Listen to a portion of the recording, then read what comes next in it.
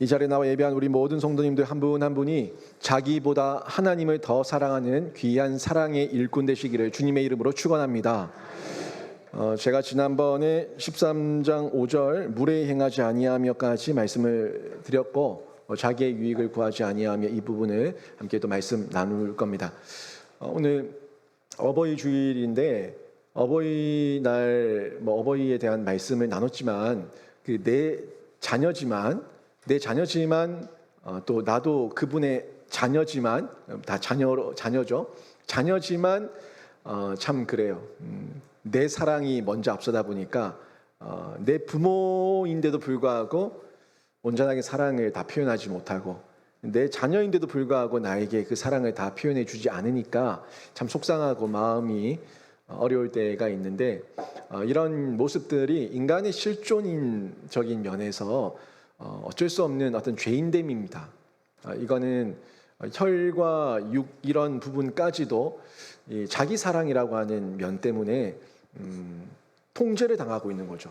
바로 봐야 될 부분, 진리에 대한 부분, 빛에 대한 부분을 온전하게 깨닫지 못하고 알지 못하다 보니까 지금 이 순간에 나에게 있는 이 여기에 함몰되어 있는 참 어리석은 모습입니다. 그래서 지금 눈에 보일 때는 참 그렇게 사랑을 표현하지 못하다가 근데 눈에 안 보이고 나면 그때서야 후회를 하는 거예요. 후회를 하고 안타까워하고 미안해하고 아파하는 이런 모습들. 인간이 이걸 알까요? 모를까요? 조금은 알아요. 조금은 아니까 자기들도 노래를 하잖아요. 있을 때 잘해 그렇게 하면서. 자기들도 인간들도 하나님께서 남겨놓으신 죄인이지만 하나님께서 남겨놓으신 아주 작은 그 하나님 안에서의 형상의 빛이 있기 때문에 그러니까 우리가 윤리와 도덕이라는 걸 얘기를 하고 또 우리들 안에서 그래도 선한 법을 만들려고 하는 수고를 하고 또 철학이라고 하는 이런 학문을 통해 가지고 이데아 하나님 어떤 신적 존재에 대해서 찾고자 하는 탐구를 하는 부분들이 우리 안에 아주 어렴풋하게 남아있는 하나님의 그 이미지, 형상의 빛이 있기 때문에 그런 거예요. 그걸 선명하게 보는 게 예수 그리스도를 통해 가지고 또 말씀의 깨달음과 성령의 조명하심을 통해서 알게 되는데 이걸 알기 전까지 몸부림을 치는 우리들의 실존을 경험할 때가 많이 있죠. 그러다 보니까 참 자녀된 자가 부모에게 상처를 주고 부모도 자녀에게 상처를 주고 이런 악순환의 모습들이 자꾸 드러나게 되는데 이 모든 문제 중에 하나 사랑에 대한 잘못된 관념과 사랑에 대한 잘못된 이해 때문에 그렇습니다. 고린도전서 13장 계속 제가 오예배 때 말씀을 나누고 있지만 사랑에 대한 장 아닙니까? 사랑에 대한 부분에서 오늘 또 5절에서 말씀하는 게 자기의 유익을 구하지 않는 것, 자기의 유익을 구하지 않는 것 이게 사랑의 특성이라고 얘기하는 거죠. 진짜 사랑, 참사랑, 진짜 사랑하고 진짜 하나님 안에서의 그 형상된 사랑의 모습을 드러낸다면 자기의 유익을 구하지 않는다 하는 내용이죠. 세상에 사랑 타락의 노래들이 정말 많이 있지만 자기 모두가 나를 위한 사랑이잖아요. 내가 보기 좋고 내가 원하고 내가 느끼고 내가 좋은 사랑. 그런데 내가 싫으면은 이제 그건 사랑 아닌 거죠. 사랑의 모든 주관, 모든 주체, 모든 이해와 통제가 나를 통해서 이루어지는 거예요. 이게 자기 유익입니다. 내 유익. 이걸 성경에서 너무 명확하게 꼭 집어서 말씀하고 있지 않습니까? 자기의 유익을 구하지 아니하며. 이건 자기의 유익을 구하는 건 진짜 사랑 아니다는 거죠. 사실 이 자기의 유익을 구하지 아니하며 이 구절의 번역이 조금 매끄럽지가 않은 부분이 있어요. 그래서 약간의 의미가 왜곡될 수 있는 영역이 있어가지고 좀 바로잡을 필요가 있는데 이 헬라어 성경에서 이 구절, 이 지금 자기의 유익을 구하지 아니하며의 내용을 좀 더 본 의도에 맞게 번역을 하게 되면 어떤 번역이 되냐면 사랑은 자기 자신을 추구하지 아니하며 이렇게 돼요. 자기의 유익을 구하지 아니하며 보다 좀 더 명확한 표현으로 번역한다면 사랑은 자기 자신을 추구하지 아니하며라고 번역될 수 있다는 거예요. 왜 그러냐 하니까 여기 지금 구하지 아니하며 하는 자기 유익을 구하지 아니하며 이 구하지가 그 제테이라고 하는 단어를 쓰고 있어요. 히라버 제테이라고 하는 헬러 단어를 쓰고 있는데 이 제테이가 어디서 왔냐면은 히브리어에서 또 왔는데 히브리 바카쉬라고 하는 단어에서 왔어요. 그러니까 제테이는 구하다라는 뜻을 가지고 있는데 이게 그 바카쉬라고 하는 단어에서 끌고 온 번역된 부분이거든요. 이 바카쉬는 어떤 의미를 가지고 있냐면 그 좀 더 언약 백성이 하나님의 백성이 하나님을 찾을 때, 하나님을 구할 때, 하나님께 매달릴 때 하는 이런 의미가 더 강한 표현입니다. 바카쉬 자체가 구약에서 우리 백성들이죠. 하나님의 백성된 자들이 하나님의 도우심이 없으면은 아무것도 할 수 없으니까 철저하게 하나님을 구하고 하나님을 찾고 하나님을 갈급해하는 것. 뭐 이런 느낌. 마치 사슴이 시냇물을 찾아가지고 헐떡이면서 갈급해하는 마치 그런 저 죽어요. 저 지금 죽어요. 저 살아야 돼요. 하나님 저 살려주세요. 하는 그런 갈급함. 그런 갈급함 가운데 하나님을 찾고 구하는 것 이게 바카쉬라고 하는 건데 그러니까 이 구하다는 추구한다는 거예요. 구하다는 추구한다는 건데 추구한다는 거는 내가 여기에 가면 살겠다 싶으니까 추구한다는 거예요. 내가 여기에 가면 내가 좀 살만하겠다 싶으니까 추구한다는 건데 결국 자기의 사랑은 자기를 추구하지 않는다. 나를 더 드러내지 않는다. 내가 나 때문에 사는 게 아니라 하나님 때문에 산다는 걸 아는 거 이게 사랑이라는 거죠. 지금 자기의 유익을 구하지 않는다 이 부분을 사랑은 자기 자신을 추구하지 않고 그러면 다시 조금 더 의미를 부연해서 더한다면 사랑은 진짜 사랑은 나를 추구하는 것이 아니라 하나님을 추구하는 거다 하는 의미가 이 고린도전서 13장 전반적인 의미에서 우리가 확인해 볼 수 있는 내용으로 알 수가 있습니다. 그래서 이 추구한다는 내용은 좀 더 우리 신앙적인 면에서는 우리가 하나님을 찾을 때 너는 마음을 다하고 뜻을 다하고 힘을 다하여 내 하나님 여호와를 사랑하라. 이거. 마음을 다하고 뜻을 다하고 힘을 다하여. 마음과 뜻과 힘과 성품을 다해 가지고 사랑하는 마음, 삶의 자세 이게 추구한다는 건데 그러니까 하나님을 향해 쏟아야 될 마음, 하나님을 향해서 온 힘과 내 뜻과 내 정성과 내 성품을 다해서 하나님을 사랑하고 찾아야 되는데 이걸 누구한테 왔다는 거예요? 잘못된 왜곡된 사랑이 나한테 한다는 거예요. 나한테. 나라는 존재를 위해 가지고 나를 위해 내 마음, 내 뜻, 내 힘, 내 성품, 내 모든 걸 다 쏟아 가지고 결국 나를 추구하고 있다는 거예요. 세상을 사는 이유, 나 때문에. 하나님 때문인 건 아무것도 없고 오직 나 때문에 내가 잘 먹고 잘 살고 잘 입고 내가 드러나고 내가 영광받기 위해 산다 하는 거 이게 왜곡된 사랑인데 그런 사랑은 사랑 아니다. 사랑은 자기 일을 구하지 않고 자기를 추구하지 않고 하는 내용에서 사랑의 특성을 얘기하고 있는 겁니다. 결국에 어떤 대상이 정해졌을 때 그 대상을 사랑하는 마음이에요. 그 대상을 따라가고 목적을 실현하기 위해서 애쓰는 삶의 자세가 어디에 있는가 하는 걸 점검해야 되는데 참 사랑을 저희가 아가페라고 하지 않습니까? 이 아가페의 사랑은 사랑을 받은 사람이 자신을 추구하지 않고 하나님과 연결해서 하나님을 위해서 산다는 거. 이게 참 사랑, 아가페다 하는 얘기입니다. 이렇게 하나님과 관련 없이 자신과 외적인 것을 추구하면서 사는 사람은요, 이거는 진짜 참 사랑을 느낀 사랑은 아니고 회심 전에 잘못된 왜곡된 사랑인 거죠. 전형적인 죄인의 잘못된 모습, 죄인이 요구하고 죄인이 말하고 있는 사랑에 불과하다라는 겁니다. 여러분 사랑이라고 하는 걸 제가 곧 또 말씀드리겠지만 잘 생각해 보세요. 사랑을 인간 세상에서 사랑을 다 표현할 수가 없어요. 인간의 언어로, 인간의 표현으로, 인간의 어떤 이 언변으로 사랑이라고 하는 것을 다 어떻게 드러낼 수가 없어요. 이 사랑이라고 하는 것에 대해 속성을 좀 아셔야 되는데 제가 좀 이따 다시 말씀을 드리겠습니다. 자기 사랑에 대해서 저희가 좀 다시 한번 볼까요? 제가 지금 자기 사랑이 왜곡된 사랑이다 하는 걸 말씀드렸는데 하나님을 진심으로 사랑하는 사람은요 끊임없이 하나님을 찾고 추구하기 때문에 늘 하나님을 충분히 만났다고 말하지 못합니다. 그 갈급함이 있기 때문이에요. 여러분 하나님 만나셨죠? 하나님 만난 경험이 있죠? 그런데 충분히 만났습니까? 충분히 만나서 이제는 더 이상 하나님을 안 만나도 됩니다. 제가 하나님에 대해서 충분히 압니다. 하나님을 충분히 느꼈고 하나님을 충분히 알겠고 하나님에 대해서 충분하게 내가 채워졌으니까 저 이제 하나님 안 만나도 됩니다 하는 분 계세요? 그런 분 계세요? 아무도 없어요. 아무도 없습니다. 이 땅을 사는 중에 우리가 헐떡여야 될 사랑은 하나님의 사랑이고 우리가 추구하며 갈망해야 될 그 대상은 하나님 한 분밖에 없는 줄로 믿습니다. 이게 다 들어가는 목마름이에요. 다 들어가는 목마름이에요. 제가 금요기도 때 요한계시록 마지막 시간 때 이 다 들어가는 목마름에 대해서 제가 말씀을 드렸어요.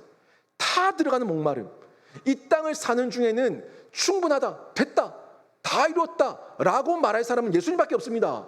예수님만 이 땅에서 다 이루었다라고 말씀할 수 있어요. 그 어떤 인간 존재도 이 땅에서 다 이루었다. 내가 이제 충분하다.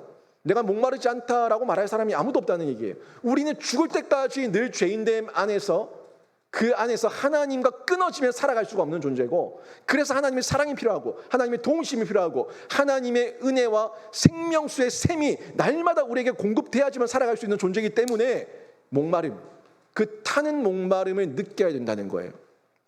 근데 타는 목마름을 느껴야 되는데 이 목마르려 하지 않는다는 겁니다. 갈증을 느끼지 않는다는 거예요. 하나님에 대한 갈증이 있어야지 목말라 할 건데 하나님에 대한 갈증을 못 느끼니까 문제인 거예요. 문제는 찾아야지 찾을 건데 찾지 않는다는 거예요. 내가 목말라야지 목이 탑니다. 물을 좀 주세요라고 얘기할 건데 물을 달라고 안 한다는 거예요. 생명수의 샘을 좀 주세요라고 얘기하지 않는다는 거예요. 왜요? 하나님의 사랑이 진짜 참 사랑인데 이 참 사랑 말고도 세상의 가짜 사랑을 보면서 내가 살만하다고 느끼거든요. 속아 있는 거예요. 속아 있는 거. 계속 거기에 더 강한 중독 가운데 더 나를 갖다가 세상의 방법으로 채우려고 하다 보니까 갈급함을 느끼지 않다가 나중에는 진짜 죽어버리는 거예요. 제가 바다에 빠졌을 때, 조난당했을 때 사람들에게 가장 큰 고통은 육적으로, 심적으로는 두려움이고 육적으로 가장 큰 고통은 목마름이라고 얘기를 했어요. 배고픔이 아니라 목마름이라고. 물속에 빠져 있는데 가장 큰 고통이 목마름이라고. 근데 주변에 다 바다예요. 물이에요. 물 위에 내가 지금 이 나무 조각 한 개 붙들고 살아서 헐떡거리고 있는 거예요. 근데 목이 마른 거예요. 주변은 다 물이에요. 온통 내가 물속에 잠겨져 있어요. 그런데도 불구하고 목이 타다는 거예요. 근데 이 물은 마시면서 사는 물이 아니고 죽는 물이에요. 무슨 물이에요? 바닷물, 염수. 이 바닷물은 마시면은 순간적으로 물은 물인데 순간적으로 뭔가 채워진 것 같긴 한데 더 큰 갈증을 만들어내면서 사람을 죽이는 물이에요. 그래서 우리는 생명수가 필요한데 이 생명수는 하나님의 사랑을 통해서 오거든요. 그 사랑 앞에서 갈급해하고 목이 타야 되는데 그 사랑을 구하지 않고 이 물속에 빠져서 지금 죽어가고 있는 중에도 이 물속에 잠겨있다 보니까 이 물 많네 이러면서 이 물만 마시고 있는 거예요. 그러다가 진짜 이 몸이 온통 병들어서 죽는 거죠. 이걸 깨닫고 돌아온 사람은 구조된 사람이지만 깨닫지 못한 사람은 거기 계속 잠겨 있는 거예요. 떠내려가 버리는 거죠. 가라앉아 버리는 거죠. 이런 모습 가운데 저희가 하나님께 대한 갈급함, 이 타는 목마름이 있는가 하는 것을 찾아봐야 되는데 나에게 너무 큰 관심사를 가지고 있으면은 그게 자기 사랑이에요. 나한테 너무 큰 자기 사랑, 자기 관심만 가지고 있다 보니까 하나님에 대해서 무관심하고 하나님에 대해서 무관심하니까 하나님이 기뻐하시는 것에 대해서는 더더욱 분별하지 않고 나한테 관심이 있고 내가 나를 사랑하니까 뭘 찾아요? 내가 좋아하는 거, 내가 기뻐하는 거, 내가 하고 싶은 것만 찾고 있는 겁니다. 이게 자기 사랑이에요. 여러분은 하나님이 기뻐하시는 삶을 살아내고 있습니까? 아니면 여러분의 육신과 마음이 원하는 대로 살아가고 있습니까? 이 기준을 가지고 내가 하나님 앞에서 나를 쳐서 복종케 하고 있는가? 아니면 하나님 앞에서 멀어져 있는가 하는 걸 확인할 수가 있는 거예요. 여러분, 자기 사랑 너무 거창하게 생각하지 마세요. 여러분이 신앙의 여정 가운데 늘 지는 거, 기도의 자리 지는 거, 예배의 자리 지는 거, 예물의 자리 지는 거, 그리고 사람과의 관계에서 지는 것, 교회 헌신 봉사에서 지는 것, 그 내가 해야 된다는 걸 아는데 안 하는 거죠. 이게 진 거예요. 자기 사랑이에요. 해야 되는 건 아는데 안 하는 것, 못 하는 거는 내가 하기 싫으니까 그 마음이 더 강하니까 안 하는 겁니다. 이거 명확한 겁니다. 정말 명확한 겁니다. 해야 된다는 건 안다고요. 지적으로 안다고요. 아는데, 알고 있는데 내가 안 하고 못하는 이유는 내 속에 일어나는 욕망과 관심과 이 마음이 하지 마라, 안 해도 된다라는 계산과 그것이 주는 기쁨보다 안 하는 것이 나에게 더 큰 유익이 있을 거라고 하는 그 계산이 있다 보니까 안 하는, 이게 자기 사랑이에요. 다른 거 아니에요. 뭐 꼭 하나님 앞에서 우상 숭배를 하고 저 불상 앞에서 뭐 머리를 숙이고 절을 하고 그것만이 자기 사랑이 아니에요. 뭐 수십억, 수백억, 수천억을 숨겨놔야지만 그게 자기 사랑이 아니에요.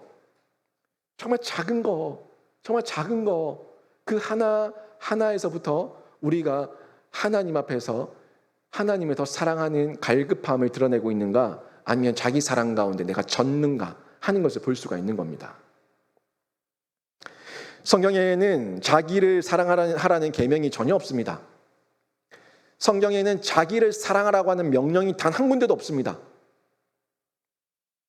그렇다고 자기를 사랑하지 말라는 것도 아닙니다. 나를 사랑한 같이 이웃을 사랑하라고 얘기했어요. 나를 사랑함 같이 이웃을 사랑하라는 얘기는 결국 나에 대한 사랑도 있다는 걸 하나님이 알고 있어요. 알고 있는데 이 사랑이 그럼 진짜 뭐냐고요. 하나님을 사랑하는 사람은요, 자연스럽게 자기를 올바르게 사랑하게 됩니다. 여러분, 우리는 나라는 존재를 사랑해야 됩니다. 그런데 올바르게 사랑해야 된다고요. 반대로 하나님을 사랑하지 않고 있다면 그는 이미 그릇된 자기 사랑에 빠져 있는 겁니다. 하나님을 사랑하는 마음이 나를 사랑하는 마음보다 더 커야 되는 게 맞는 거고, 하나님을 사랑하는 마음이 더 커져서 하나님을 바르게 사랑하게 되면은 나를 사랑하게 되는데, 어떻게 사랑하냐면 하나님의 형상으로 나를 사랑하는 거예요. 이거 굉장히 중요한 부분입니다. 하나님의 형상으로 나를 사랑하세요.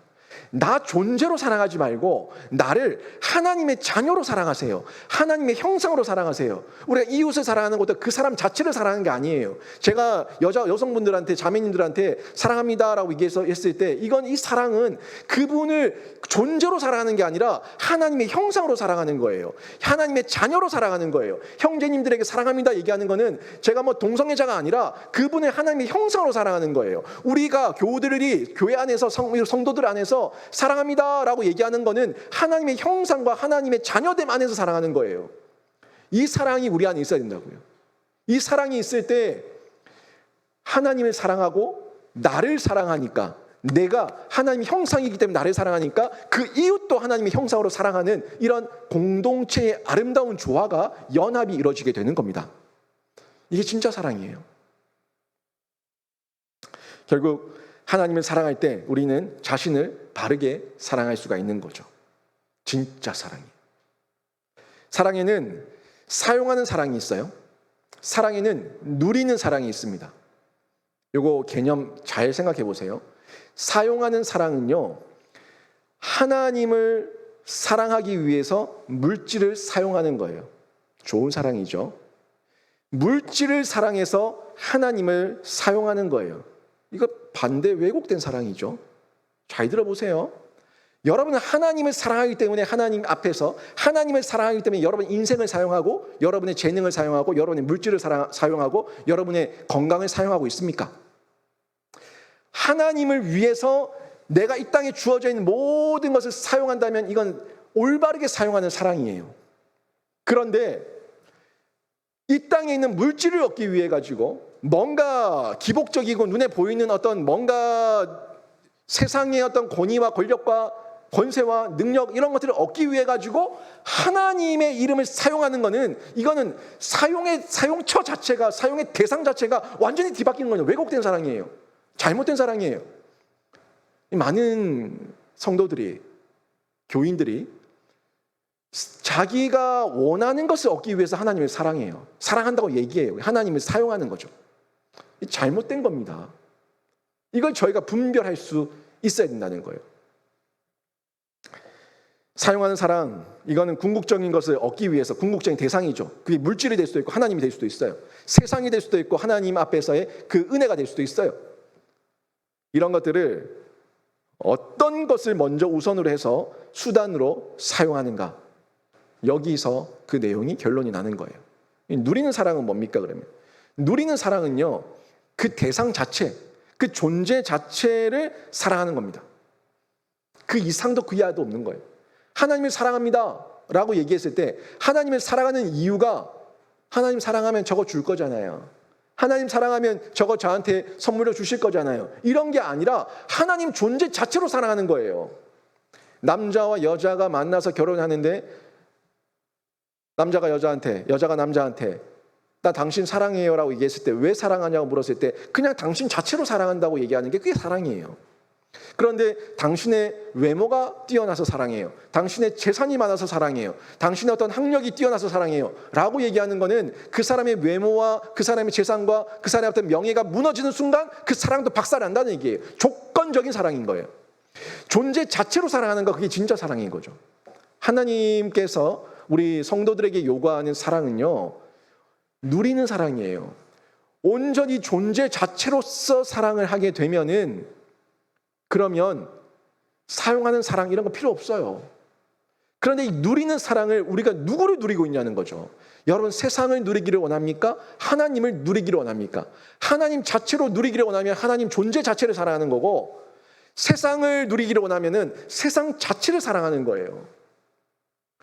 이런 면에서 순서, 우선순위와 그 흐름을 정확하게 보셔야 되는데, 여러분, 사랑은 하나님으로부터 시작이 됩니다. 근원은 하나님께 있어요. 하나님으로부터 시작되지 않은 사랑은 다 잘못된 사랑이고 왜곡된 사랑으로 흘러갈 수밖에 없습니다. 인간은 이 두 가지를 정확하게 구별해야 됩니다. 그렇지 않고 사용할 것을 누리고 누려야 될 것을 사용한다면 그때 불행이 시작되는 겁니다. 하나님이 주신 모든 것들은 하나님을 더 잘 사랑하기 위해서, 더 많이 사랑하기 위해서 사용되어야 되고, 그것이 하나님께서 나에게 주신 것이 목적이 되어서는 안 됩니다. 저에게 건강, 저에게 있는 재산, 저에게 있는 어떤 지식, 이 모든 것은요, 여러분이 가지고 있는 그런 모든 것들은요, 하나님께서 주셨다는 것을 인정하고 하나님을 위해서 돌려드리고 하나님을 위해서 마음껏 쓸 수 있을 때, 그때 진짜 이 사랑의 대상, 그리고 내가 누리는 사랑을 하고 있는가, 진짜 사랑을 하고 있는가 하는 부분들을 확인할 수가 있는 거예요. 여러분, 사랑은요, 영혼에 속해 있습니다. 사랑은 영혼에 속한 거기 때문에 우리가 이 땅에서는 하나님의 사랑을 온전하게 다 누릴 수가 없어요. 그래서 갈급해하고 갈증, 타 들어가는 듯한 이 목마름, 이 갈증을 느껴야 되는 거예요. 왜? 이 땅에서 하나님 사랑을 우리가 온전히 다 알 수 없으니까. 영혼에 속한 거예요. 우리는 시간이라고 하는 존재, 육체라고 하는 존재를 입고 있는 자입니다. 우리가 어떻게 그 영혼 속에 있는 하나님을 100%다 알아낼 수가 있어요? 알아낼 수가 없는 거죠. 영혼이에요, 영혼. 고린도전서 13장 마지막 부분에 가게 되면은 내가 얼굴과 얼굴을 대하여 보는 것 같이 말씀이 나오는데, 그 얼굴과 얼굴을 대하는 게 하나님을 직접 대면해서 만나는, 예수 그리스도를 만나는 그 천국에 입성했을 때 그때 그 영원한 사랑 가운데서 이게 진짜 사랑이구나 한 영원한 사랑에 대해서 온전하게 알 수가 있는 거예요. 13장 12절에 그 말씀이 나오지 않습니까? 우리가 지금은 거울로 보는 것 같이 희미하나 그때에는 얼굴과 얼굴을 대하여 볼 것이요, 지금은 내가 부분적으로 아나 그때에는 주께서 나를 아신 것 같이 내가 온전히 알리라. 뭘요? 사랑을요. 하나님의 사랑을요. 온전히 안다는 겁니다. 근데 다 채워지지 않았는데, 여러분, 마치 하나님의 사랑을 다 누린 것처럼, 하나님의 사랑을 다 아는 것처럼 여러분 너무 하나님의 사랑 앞에 식어 있는 건 아닌가요? 사랑은, 그 하나님의 사랑은 끊임없는 사랑이고 쏟아부어지는 사랑이고, 그 하나님의 사랑은 우리에게 충만해지는 사랑인데, 그 사랑을 우리가 판단하고 우리가 생각하면서 마치 다 아는 것처럼 잘못 판단하고 있지는 않냐는 거예요.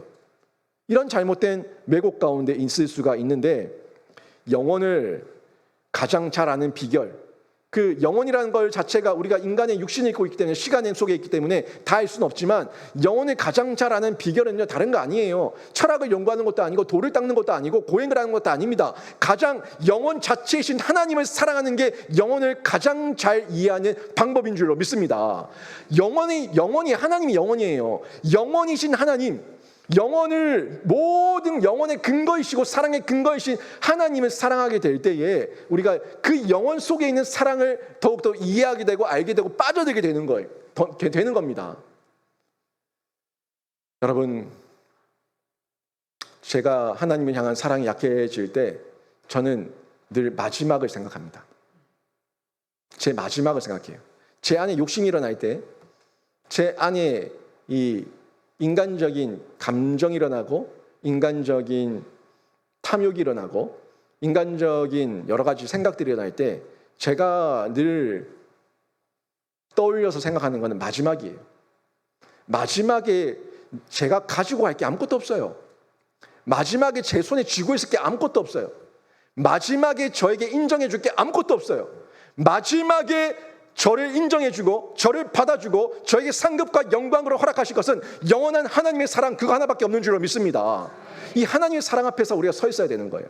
그래야지 지금 이 땅에서의 여러분을 유혹하고 있는 여러분에게 하나님의 그 사랑과 하나님의 그 영광을 사용해 먹으면서 여러분의 욕심을 채우라고 하는 그 모든 거짓된 사랑, 거짓된 가짜 사랑 앞에서 여러분이 이길 수가 있는 거예요.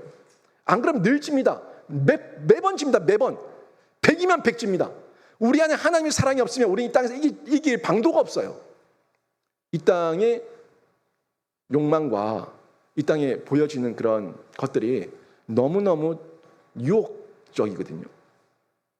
육신의 종욕, 안목의 종욕, 이생의 자랑 가운데 우리를 현혹시키거든요. 그런 모습 가운데 있기 때문에 우리는 늘 하나님의 사랑을 추구할 수밖에 없고 추구해야 하고 하나님 사랑에 매여 있어야지만 이 타는 목마름으로 헐떡거리고 있어야지만 하나님 앞에서 살아남는 거예요. 하나님 때문에 또 살아내는 거예요. 이게 사랑의 힘입니다. 그렇게 하나님을 사랑할 때 우리 영혼은 무질서와 혼란을 벗고 질서 안에서 바로 세워지게 되는데 이 자기 사랑의 정체 이게 뭘까요? 뭐겠습니까? 한마디로 표현하면요. 이 자기 사랑의 정체를 제가 지금까지만 얘기했던 게 자기 사랑이에요. 그 잘못된 왜곡된 사랑, 이 자기 사랑의 정체를 한마디로 얘기하면은 하나님을 그릇되게 모방하는 겁니다. 하나님의 그릇되게 모방하는 거예요. 아담과 하와가 죄지은 그 순간부터 보세요. 아담이 하와가 그 선악과를 왜 따먹었습니까? 왜 따먹었어요? 하나님 되려고 하는 모방이었습니다. 내가 하나님처럼 높아지고자 하는 교만이었습니다. 내가 하나님보다 더 지혜롭다고 하는 그 자만이었습니다. 이게 자기 사랑이에요. 여러분 마음 가운데 하나님의 말씀을 아는데 여러분의 경험을 더 의지할 때, 하나님의 말씀을 알고 있는데 이 말씀보다 세상의 방법이 더 현명하고 지혜롭다고 생각하고 그것을 실행할 때 이게 다 자기 사랑이에요. 여러분이 많이 질 겁니다. 신앙생활 하시면서 하나님께 이렇게 해야 된다는 걸 알면서 머리 지식은 있는데 이 가슴 지식, 생활 지식으로 드러나지 않는 그 여러 가지 실천적인 모습들이 많이 있을 건데 그 모습의 이유가 원인이 자기 사랑이라고요. 하나님의 지식과 지혜와 명령보다 더 우월한 게 있다는 내 판단, 그죠? 그것 때문에 내가 실행하지 못하는 거지 않습니까? 그게 자기 사랑이라고요. 그래서 진짜 사랑은 하나님을 진짜 사랑하면은 자기의 유익을 구하지 않고 자기 자신을 추구하지 않는다고 얘기하는 거예요. 인간이 마치 자신이 힘의 원천인 양 행사하는 순간 그때 삐뚤어진 자기 사랑에 빠지는 건데 여러분이 한번 여러분의 인생과 삶을 돌아보면서 나에게 자기 사랑은 어떻게 나타나고 있는가요? 워낙 다양하게 나타나니까 어떻게 나타나고 있는가 한번 점검해 보시기를 바랍니다. 그리고 이 하나님의 사랑을 우리가 진짜 제대로 알게 됐을 때 그때서야 우리가 사랑을 전달할 수가 있어요. 이 사랑 전달은 우리가 해야 될 사명인데요. 세상에는 하나님 나라와 세상 나라가 공존하고 있어요. 근데 차이가 있어요. 그죠? 우리는 하나님 안에서 살고 있는 하나님 나라 백성입니다. 근데 이 땅에서 육신의 장막을 입고 있는 이 땅에 또 한 명의 인간입니다. 요게 하나님 나라와 세상 나라가 내가 이 땅에 육신을 입고 있는 장막을 입고 있는 중에 공존하고 있고 그 사이에서 우리가 함께 살아가고 있는데 여기서 균형을 잘 잡아야 되고 우선순위를 잘 잡아야 되는 거예요. 하나님 나라와 세상 나라의 차이는요, 질서입니다. 질서의 차이예요. 세상 나라는 모든 질서가 개인적이고 이기적이고 그리고 자신의 이익과 영리 앞에서 굴복하게 되어 있습니다. 이게 세상 나라의 질서입니다. 그리고 주관적이고 변동성이 굉장히 크고 계산적이고 실용적입니다. 이 세상 나라의 질서예요. 세상에서는 이런 실용적인 것, 계산적인 것, 주관적인 것, 개인적인 것, 이기적인 것, 이익과 영리 이런 것들을 무시하고 내가 뭔가를 하게 되면은 바보라고 얘기해요. 멍청하다 얘기하고 어리석다고 얘기하고 네 그래가 세상 사이 끝나 이렇게 얘기합니다. 요즘 세상이 어떤 시대인데 라고 얘기하면서 우리를 무지하다고 얘기해요. 그게 자신들이 만들어 놓은 질서예요. 근데 이 질서는 아까 제가 아침에 막스 웨버의 세 가지 권위, 사회학적으로 분석한 세 가지 권위를 얘기했던 것처럼 그 질서가 너무 변동성이 심해요. 너무 유동적이에요. 시대마다, 환경마다, 나라마다, 문화마다 다 달라요. 그러다 보니까 이 질서를 세우는 것 자체가 이 세상에서는 명확한 질서, 정확한 질서, 영원토록 변함없는 진리의 질서를 세우는 것 자체가 불가능합니다. 그런데 우리 하나님께는 그 질서가 있잖아요. 영원한 변함없는 질서, 진리가 우리에게 말씀으로 이미 주어져 있지 않습니까? 그래서 교회가 세상에 하나님을 보여주는 방법을 우리가 사랑을 통해서 드러내야 하는데 우리 교회도 한국교회 세상에 많은 교회들이 타락을 했죠. 우리가 정말 보여줘야 될 건 하나님의 사랑이고 빛과 소금의 역할을 감당하면서 너희가 정해놓은 질서가 아니라 우리 하나님이 만들어놓은 질서가 진짜 질서고 이 안에서 우리는 얼마든지 화목할 수 있고 사랑할 수 있다는 걸 보여줘야 되는데 여기서 우리가 많이 후퇴하고 넘어졌죠. 숫자를 내세웁니다. 많은 숫자, 높은 지위, 그리고 많은 재력 뭐 이런 것들을 가지고 하나님 나라의 크기를 자꾸 사람들에게 눈으로 보이려고 하는 거예요. 제가 이 말씀을 준비하면서도 나에게도 이런 마음이 온전하게 자유할 수 없구나 하는 걸 제가 느끼는 거죠. 숫자, 크기, 재력 뭐 이런 하여튼 세상은 하여튼 크면 다 좋다고 얘기하니까 크면 다 좋다고 하니까 병원도 커야 좋고 마트도 커야 좋고 뭐든지 커야 좋다고 얘기하니까 이게 세상 가치인데 우리 교회가 하나님의 가치를 지키고 질서를 지켜야 되지만 여기에서 너무 많이 왜곡돼 버린 인식을 가지고 있는 것을 저희도 발견하고 있지 않습니까? 근데 이거는 근거 없는 행복이고 영원한 질서도 아니고 인간이 만들어낸 짝퉁이에요. 짝퉁.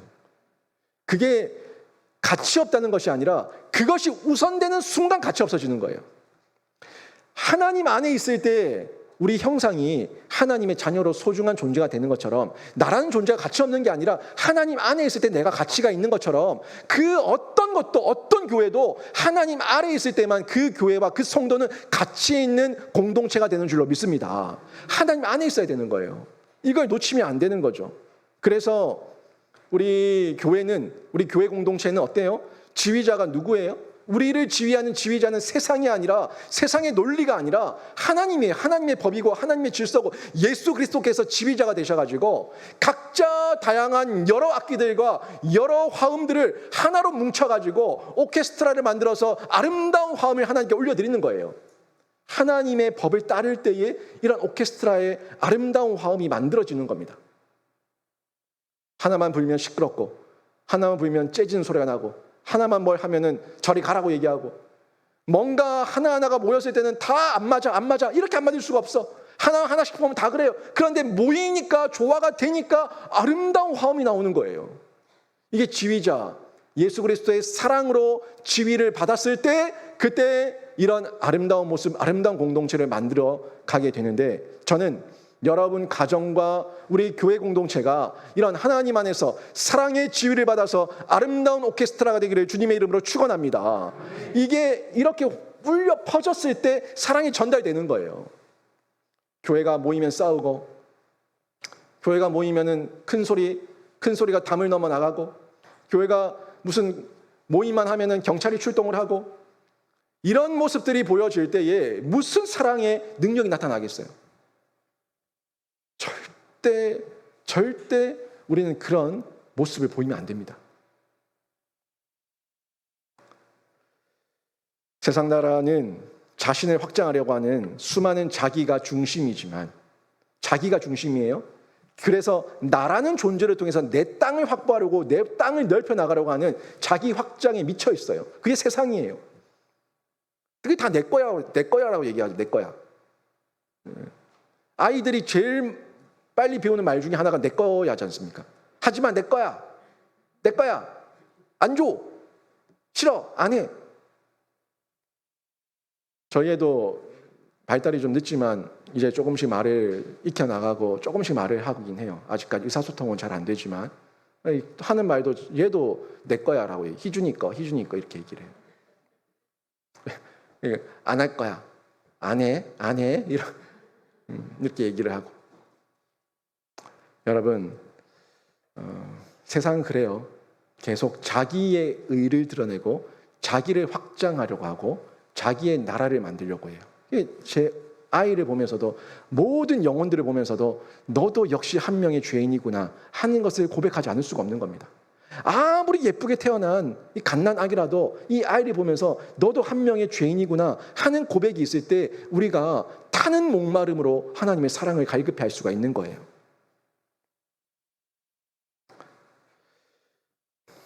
그렇기 때문에 세상 방법으로는 평화를 이룰 수가 없고 세상의 모든 방법은 유한하고 제한적일 수밖에 없습니다.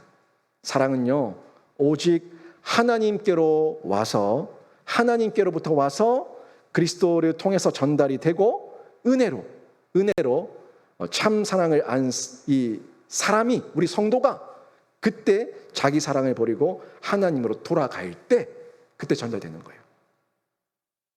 이 흐름 한번 보세요. 사랑은 하나님을 통해서 옵니다. 하나님을 통해서만 옵니다. 이 사랑 세상 사랑 아닙니다. 하나님 사랑 얘기하고 있는 거예요. 아가페 사랑. 이 사랑은 하나님을 통해서만 옵니다. 사랑은 영원에 근거하다 얘기하고 있어요. 이 땅에서 우리가 영원히 사랑할 게 아무것도 없습니다. 여러분이 사랑하는 남편, 여러분이 사랑하는 아내, 여러분이 사랑하는 자녀들까지도 그 어떤 존재도 영원히 사랑하는 존재가 아무도 없습니다. 영원히 사랑할 자체가 이 땅에선 있을 수가 없다고요. 왜? 사랑이라는 거는 영원에 속해 있으니까. 그래서 그 영원에 속해 있고 영원에 다스리시는 하나님을 통해서 사랑이 오는 거고, 그 사랑은 예수 그리스도를 통해서 우리에게 이 땅 가운데 주어진 거예요. 그리고 그 예수 그리스도를 믿고 안 사람이, 그 참 사랑을 느낀 성도가, 물론 100%가 아닙니다. 완전하지 않습니다. 완전하지만 않지만 늘 타는 목마름으로 갈급해하는, 그 사랑에 갈급해하는 우리가 늘 공급받는 중에 계속 똑똑똑똑 이렇게 때로는 쏟아부어 주시는 사랑으로 사랑을 공급받는 중에 우리가 받아서, 그리고 나서 우리를 채우고 흘러나가는 거예요. 그 사랑 전달이에요. 사랑 전달. 성도를 통해서 진짜 사랑이 전달되는 겁니다. 세상 사람은 사랑을 전달할 수가 없습니다. 그들이 전하는 사랑이라고 하는 그 전달은 일단 사랑에 대한 의미와 정의 자체가 우리랑 달라요. 그렇기 때문에 이 사랑이라고 한 단어는 같다고 똑같은 사랑이라 볼 수 없는 거예요. 지금 고린도전서 13장에서 얘기하는 사랑은요, 제가 지금 계속 이렇게 얘기하고 있는 영원에 속한 사랑이에요. 영원에 속한 사랑. 그래서 12절에 받지 않습니까? 얼굴 그 얘기. 그때 가야지 온전하게 우리가 그 사랑을 다 보게 된다고요. 그 사랑을 말씀하고 있는 거예요. 여러분, 이 사실을 알기 위해서는요, 이 사랑을 깨닫고 사랑을 알기 위해서는 진리의 빛이 필요합니다. 이 빛이 지성에 비칠 때 없었던 것이 나타나고 있었던 것이 사라지게 되는 거예요. 없었던 건 뭡니까? 나에게 없었던 것. 사랑이 없었을 때 사랑이 보이고 빛이 보이고, 또 사라지는 건 뭐예요? 내 안에 욕심과 욕망과 이 갈증들이 사라지는 거예요. 진리의 빛이 없을 때는 돈, 욕망, 성공밖에 보이지 않았는데 빛이 들어오니까 하나님의 사랑으로 은혜와 능력과 성품과 경건이 보이는 변화가 일어나게 되는 거죠. 그래서 누구도 진리의 빛 없이는 자기 속임에서 자유로울 수가 없고 자기 사랑에서 자유로울 수가 없는 거예요. 진리의 빛이 비춰주시고, 그 비춰주신 진리의 빛이 성령의 조명을 통해 가지고 우리에게 깨달아지고 우리에게 적용이 되고 이해가 되고 해석이 되고 삶의 결단이 일어나게 될 때, 그때 조금씩 하나님을 사랑하는 더 사랑하는 그리스도의 장성한 분량으로 우리가 자라가게 되는 겁니다. 머리로만 안다고 예수를 안다고 생각하지 마세요, 여러분. 머리로 안 지식은 가슴으로 느껴져야 되고요. 가슴으로 안 지식은 머리와 연결돼야 되고, 머리와 가슴을 통해서 느껴진 지식이 삶의 실천적 지식으로 나타나야지만 우리가 신앙인이 실천적 지식인이라고 얘기할 수가 있는 겁니다. 신앙인은요, 머리만 지식으로만 멈춰있지 않고 가슴의 감성으로만 멈춰있지 않습니다. 실천적 지식인이에요. 실천적 지식인. 그게 신앙이에요. 신행일치, 언행일치, 이게 신앙이에요. 실천적 신앙이에요. 이게 사랑이 있을 때 우리 안에서 나타나게 되는데, 진리의 빛만이 우리가 무엇을 사랑하고 사용할지 명확하게 구별하는 지혜를 가져다 줍니다. 하지만 아는 것만으로는 부족합니다. 우리에게는 자기 사랑을 끊을 수 없는 은혜가 필요하고, 여러 모양으로 하나님을 끊임없이 찾고 생각으로 끊임없이 하나님 앞에서 번민하면서 마음으로 자기를 섬기는 생활에서 벗어나야만 하는 겁니다. 나를 가두고 있는 모습, 하나님 앞에 더 나가지 못하도록 사랑을 가로막는 모든 방해 요소들, 이런 것들을 끊임없이 하나님을 찾으면서 하나님 앞에서 엎드리며 겸손하게 간구하면서 나아갈 때, 그때 진짜 사랑을 맛볼 수가 있는 거예요. 그리스도 예수는 그렇게 존재적으로 자기 사랑에 매인 사람들을 위해서 이 땅에 오셨습니다. 여러분이 사랑을 찾으면 이미 이 땅에 주어진 예수 그리스도의 사랑을 성령께서 조명하셔가지고 반드시 발견하게 하시고 반드시 느끼게 하시고 반드시 실천하게 하실 줄로 믿습니다. 이 믿음 가지시고 사랑을 구하세요. 타는 목마름이라 얘기했습니다. 갈증이에요. 갈급함이에요. 하나님 더 사랑합니다. 더 필요합니다. 하나님 더 의지합니다. 하나님 더 붙듭니다. 하나님 더 목마릅니다. 더 채워주시옵소서 하는 그런 찬양의 고백이 계속해서 여러분 삶 가운데 드러나면서 여러분 속에 있는 자기 사랑은 사라지고 하나님의 사랑으로 여러분 자신을 하나님의 형상으로 사랑하고 이웃을 사랑하고 교회를 사랑하는 귀한 성도로 날마다 성장해 가시기를 주님의 이름으로 축원합니다. 아멘.